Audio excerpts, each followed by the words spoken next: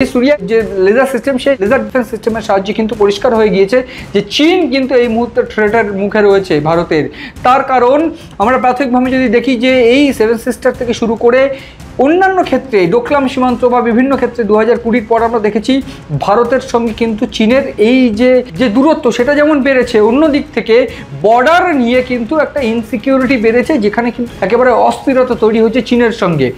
এই যে পরিস্থিতিগুলো রুখতে বা অসম রাইফেলস থেকে শুরু করে যে নর্থ ইস্টে যে বাহিনী কাজ করে ভারতের ডিফেন্সের জন্য, তাদেরকে সাপোর্ট দেওয়ার জন্য এই যে লেজার ভারতীয় ডিআরডিওর তরফ থেকে যে লেজার উইপন সিস্টেম ইনস্টলেশনের কাজ ইতিমধ্যে শুরু হয়েছে, যেটা একেবারে সফল পরীক্ষাও সম্ভব হয়েছে।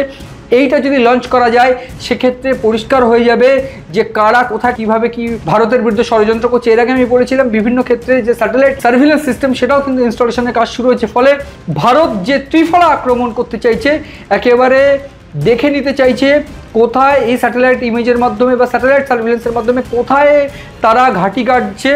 এরপর উন্নত প্রযুক্তির ব্যালিস্টিক মিসাইল বা যদি দেখা যায় এই লেজার উইপন সিস্টেমের মাধ্যমে তাদের হামলা প্রতিহত করবে এবং তাদের উপরে হামলা করে সেই জায়গা সেই যে শত্রুতা সেটা কিন্তু দমন করবে। এবং এই লেজার উইপন সিস্টেমের বিষয় যদি বলতে হয় তাহলে আমাকে বলতে হবে চীনের বিষয়ে।